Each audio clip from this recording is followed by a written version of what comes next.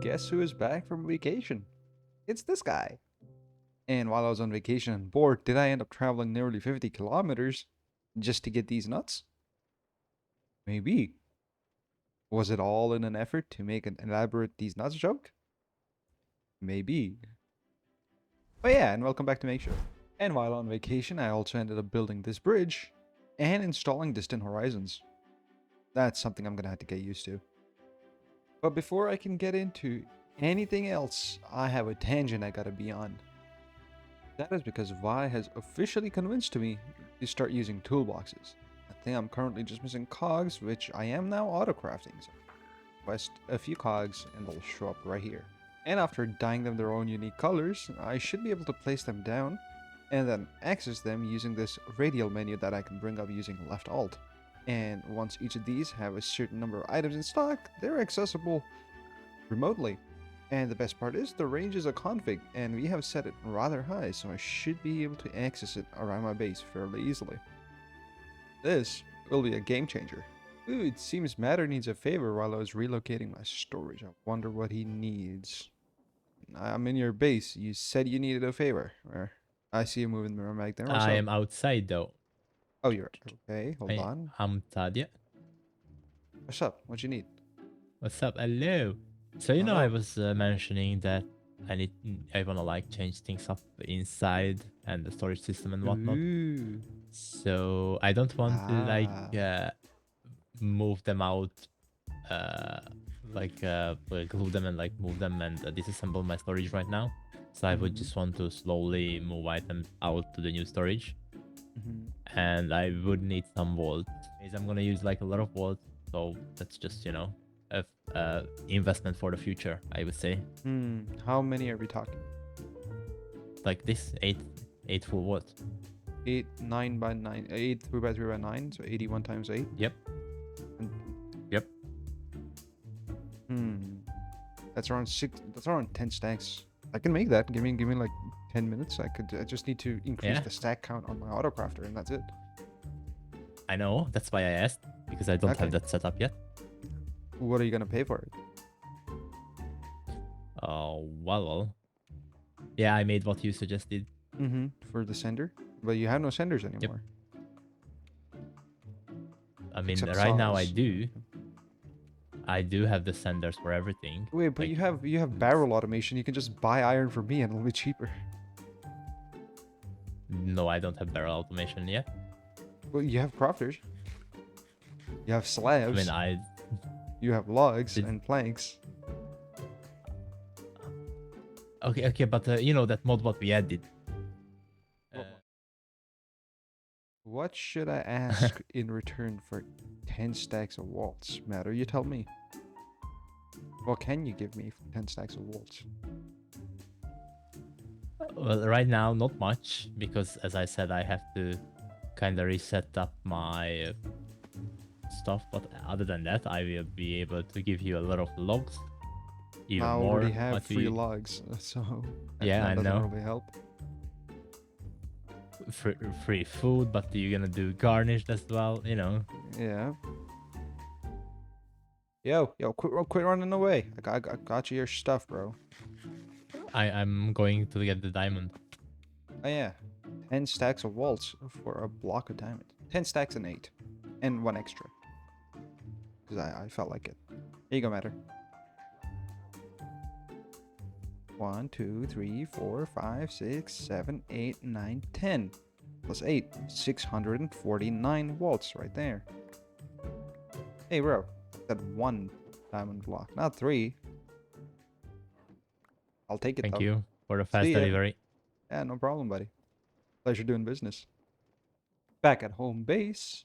And I have created this spot that's going to be my permanent location of mobile storage. Oh, wait a minute, that sounds backwards. It is the designated spot for my mobile storage. So if I ever want to refill it, empty it, or use it for my crafting stuff, this is where it's gonna go. That is because on top of this go all of my toolboxes, which I can super glue into the rest of my storage, and then their respective packages, followed by all of their frogs. And unfortunately, I will have to name each and every single one of these. Yikes. And to make further progress on that, I will need factory gauges. Except I am actively running out of factory gauges. But that's alright, because I'm slowly making more and more progress by adding a precision mechanism maker, which is done in the same old way as it always is, with an input that takes gold sheets and a passive supply of all the cogs and nuggets, a filter for the incomplete mechanism which gets cycled around, and finally an output that goes up. I have also made an andesite casing maker which takes logs and then sends them to andesite casing, this guy right here, and this should all kick in once I give this guy the address of casing in as it requests andesite alloy and then deploys it on the stripped pieces of wood. I hope the backlog doesn't grow too much before this shows up.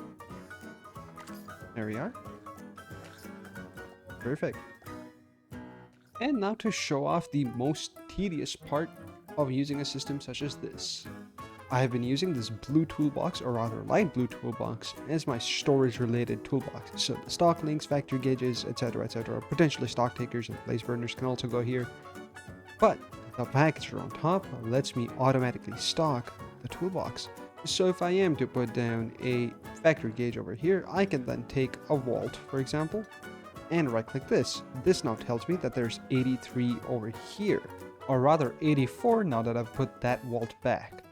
Now I can tell this guy to send my vaults to KSAW tool L blue, which happens to be the name of this here frogport, and then I can tell it to stack or stock all 4 stacks into this toolbox.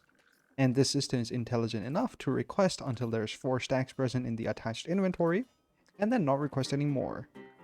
The best part about this being, once you remove this inventory, the packager requests nothing because there is nothing to send the packages to. This is actually a really cool system, and I don't think anyone else has done it this way. We at MakeShift may just have pioneered something new. Yes, sir.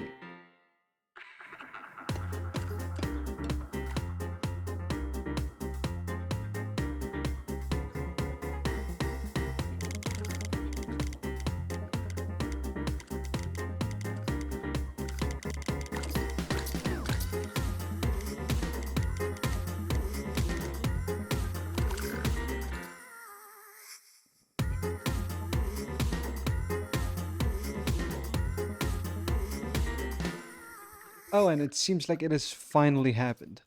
A single package frogport is not fast enough to send all these around. And that means I need to double them up. So, Tangy Hothead, you're being moved over here. And to the family, we are adding the latest Patreon, Nelly. And I seem to have made a right old mess of all this. But in the name of progress, it must be done. Let's get rid of this guy and adios. With the factory above me hustling and bustling, I think it's time for me to get into some brass. And that means I'm going to need copper as well as zinc. Because obviously I did andesite earlier, and brass is the next logical step. You see, to eventually make blocks of copper, I'm using copper ingots, which come from copper nuggets, which come from dripstone blocks. These dripstone blocks can be crushed to get a 12% chance of getting copper nuggets. However, Create Garnished adds a dripstone block recipe using in-roll generation with peanut oil. So a dripstone block farm is as simple as a cobble gen basically, which means I need to make peanut oil. Peanut oil comes from mixing peanuts, water, and powdered garnish, which means I need to make garnished, which means I need to make compound, which means I need the solidified block and I need to crush it. Solidified blocks, however, have garnish in the recipe, come from powdered garnish, or come from salt compound and liquid garnish. A salt compound comes from bonking and flinting a piece of crushed salt, which comes from crushing limestone, which also gives me iron and zinc. Taking a step back though, this recipe also requires liquid garnish, and the way to make liquid garnish is to heat up some seeds, some sugar, and some water. So going in steps here, first things first, I need to make a limestone generator. I think this back corner here should be more than enough space to make a decently large limestone farm. And you know, the process remains much the same for this guy too. You got the chutes, you put the limestone on top, you got the drills on the side, you put one fluid in the middle, and for me in this case it's honey, which I bought from the Busy Bee himself. And then after protecting all the blocks around it, I can go ahead and start putting in the lava. And I should now be able to turn this on. If I invert this, yep, the blocks quote unquote break. And yeah, I can turn this off now. I don't need this to be running just this moment. And of course, this guy gets a packager. And on top of that, a frog port. And this one's going to be named after my Patreon member, Ben Model. Model? Actually, I am just noticing they spell their name with a space in between.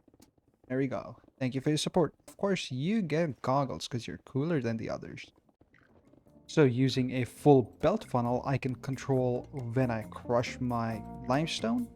And then I can probably pull out the vertical gearbox trick. And I'm pulling this out of my toolbox automatically and I can put it back. Oh yeah, toolboxes are so much fun. Coming right off this belt, I would like a small little vault to store iron nuggets, and this would then end up being the primary storage for iron nuggets because this process produces more iron nuggets than that process.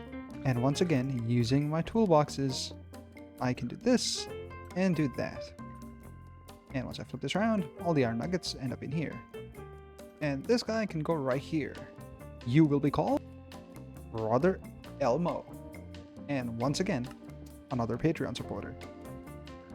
Thank you for your support, Brother Elmo. Right next to this guy, then, I want to collect up all of the salt compound. I just have to extend the line a little bit. In fact, I think this is plenty long. Do one of those, flip it around, and I think it's time. I should just do this a little bit, let it run for a second, and just stand at the output. Any second now. Well, it all went in here. Cool. I can now filter this out and send this back on the belt because I don't need this just yet. As for the zinc ingots, I want to put all of those into this here base where this stuff will get bonked into ingots, and then I'll put it into a second basin where it'll get bonked again. Now this little guy's output, can I please just grab a shaft? I guess I'll take this one then. We'll go down here and across here into a third vault over here. Yep, a vault full of zinc blocks. Can you imagine that? I just had to steal that rotation and bring it down somehow, which is a little bit confusing at the surface. There we go, I figured something out with chain drives and all that jazz. This is now spinning that way and is going to fill up this vault here. Now for the vault of crushed stone, as well as the vault of blocks of zinc, I am going to be putting down stock links and even more frogs. And that means even more Patreon names. This one is going to be I'm not quite sure how to say that, and I'm sorry about that. But as always, thank you for your support. And then this last one gets to be Alan221. Get there? And this is also the last of my Patreon supporters. I have officially run out of names. So, if you want to be added to the list and be in the world as a frogport with cool goggles on, join the club. I think I just put them on myself. Hold on. Gotta do this right. There we are. Yes, sir. On the Patreon. Do it now. And I mean, I guess there's no reason for me to be waiting around. I can just start crushing all of this. And let's see what happens. Stuff starts filling up. There's zinc here. Gets bonked into zinc ingots, which will turn into zinc blocks eventually. There's crushed salt in here. Loads of it at that. And there's a decent amount of iron nuggets making it down here too. Perfect. And now to threshold all of these together. And so you get a threshold switch, you get a threshold switch, and you get a threshold switch. And all of these get the same address. Red is the glass, and blue shall be the crushed salt, because that is what it is primarily producing. There, there, there, and there. And this guy gets shift right clicked to be a receiver. So, except even after some fiddling, this is not the behavior I'm looking for. In whatever combination I do this, I'm effectively making an OR gate. If any of these fill up, that thing gets powered on. What I need to do is invert all of these and reset them to their default state, or rather technically just simply invert them so that they're all on, and then invert that signal. In case those shafts, put this guy down, put down my redstone link, which is actually about as small as the numbers here, which is why it's hard to see. Put down a singular redstone torch like so, and then cue this up. So the blue becomes that guy, and then the red becomes the glass. Perfect. All I gotta do then is right click this, which lets the stuff through, and it will keep letting the stuff through as long as all of these aren't full. The thing behind me has now run overnight, and it seems like I don't produce limestone nearly fast enough to keep up with the rest of the farm, but that's quite alright. The main thing I wanted was the crushed salt, and I have 34,000, almost 1,800 blocks of zinc, and just over 100 stacks of iron nuggets. And yeah, this is going pretty well actually. Another thing that's been changed is this iron vault. Since I'm only storing 100 stacks and potentially more blocks in the future, I think just having a smaller vault is fine, and I'm setting up crushing wheels in this area, which is all now hooked up and working thanks to a little bit of help from the Matter. Thank you, Matter. Next up for me though is this recipe right here, which needs a little bit of sugar, some seeds, water, and a heated mixer to make liquid garnish, which will then allow me to make my first little bit of garnish. And that means more temporary automation for me. A single bucket of water, 4 seeds, and 4 sugar. Here goes nothing. Liquid garnish. Boop. That little bucket of garnish requires a bonk bonk deploy recipe using flint to turn it into salt compound, which you can see me setting up right now. Which then goes into the bonk along with 2 wheat and that old bucket of garnish that we created to make our first solidified block of garnish. I can then send that guy through the crushers, and that is how I got my first 4 garnish compound. Now of these 4 bits of garnish, I would like to save 1 because that is how you continually keep making more and more garnish. You combine it with a salt compound and some sugar, you get 4 times as much out, you put 1 aside, rinse and repeat. And for now though, I can just deploy one of these garnishes onto a peanut to get a garnished peanut. I am just noticing though that this is just a quarter and I would need 8 garnished peanuts, which means I have to automate that already. Dang. Another arbitrarily large item vault, and this one is gonna have all of my finished garnish in there. Crushers to crush, and a basin to compact, I guess. A quick cheeky little infinite water source right here, and then a packager and a frog board to get the garnish stuff in here. And then this little goober can request the sugar and the salt. As for spin, a cogwheel can live right where the torch is, with shafts coming up, and then connect up into this guy over here like so. And how to connect this up, I could use more of these to that. Perfect. And I can yoink some power from right over here because the other side, which is this crafter, is dependent on the rotation direction at all. So I'm thinking I can just do this and then dig this up there, and yep, it sure is spinning in the correct direction. But I bet, oh no, it's not, never mind. Bruh. Okay, so quick little recovery here. First things first, we spin this around, and for that I'm going to use an inverse gear shift. There it goes. This is now definitely spinning the right way. And to send the garnish back in, I'm using a weighted ejector over here. And I guess I can just use another one of these andesite funnels to, send it in there. And it sure is working. Behind me is a sugar farm that I ended up making totally during a replay. But I promise I did record all of it. I just ended up dying in those crushing wheels there, so my raw recording was broken. And for some reason, I also couldn't view the replay that I recorded myself. But anyways, I can walk you guys through what is happening here. And it is just another cyclical recipe, as has become normal with Create Garnished, where garnish goes in along with some sugar and water, and then turns into honey, which I'm turning into honey bottles over there. It's just being crafted down into sugar. Sugar then goes back around up there, and the glass bottles go back into the glass bottle crafter, and the cycle repeats itself. That's pretty much it. I just sort of had to lock in for a moment, and I figured I'd do it over a replay, and the replay failed me. Sorry about that. Peanut oil time. Making a bucket of peanut oil requires 8 garnished peanuts, which then would in turn need 8 peanuts. And I unfortunately have only 4 left. But that is no problem at all.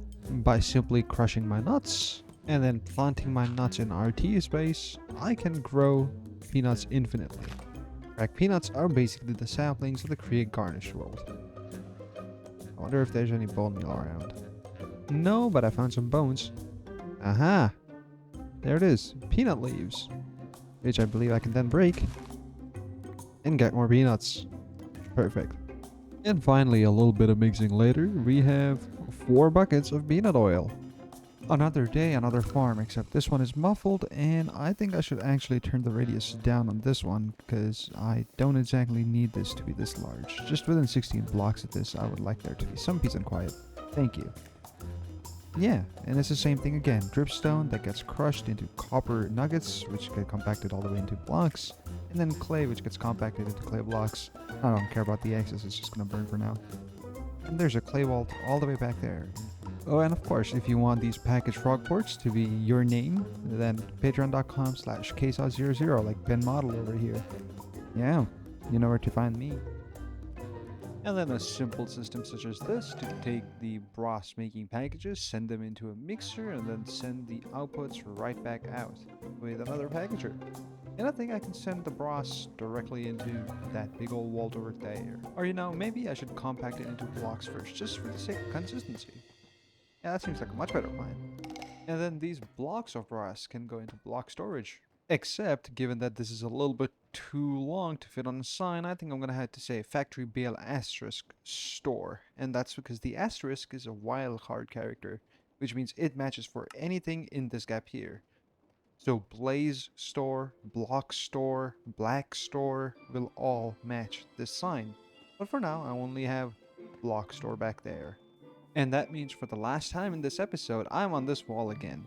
And this time I'm adding a recipe that turns copper blocks into copper ingots, zinc blocks into zinc ingots, mixes the two, and then turns them into brass blocks. And in my case, I'm going to send copper blocks into the crafter to turn into copper ingots, and I'm going to do much the same with this. Zinc is going to come from zinc blocks, and it's also going to get crafted. Just gotta select craft here and set this to mechanical crafting. Perfect. This, however, will be a little bit different. I'm going to get blocks of brass.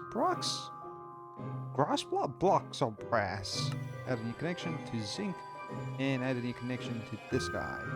And now, if I want to make 1 block of brass, in fact I'm going to do 2 because every recipe makes 2, I'm going to need 9 of these and 9 of those. Yep, that'll combine into 1 block plus 1 block makes 2 block. Multiplying that recipe by 6, 54 plus 54 makes 12 times 9. And that will go there, and let's just say, want to keep 50 stacks in stock, because I think that's fair. A little bit less than, or actually exactly half as many as that. That's just going to start upcrafting. I just hope everything's working right. And with this mixer slowly mixing my brass away, I think it's time for me to call this episode right here. And you should subscribe so you don't miss what I'm up to with all these metals. Because I promise I'm up to something. Oh, I'm always up to something. In any case, folks, this has been KSAW from the MakeShift SMP. And you'll see me next time. Peace out, everybody.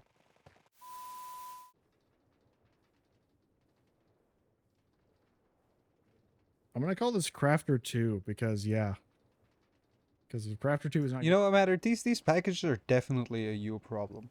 You really shouldn't let me just, you know, come over and right-click these like this. That's definitely your fault. Yeah, I'm blaming you for this one.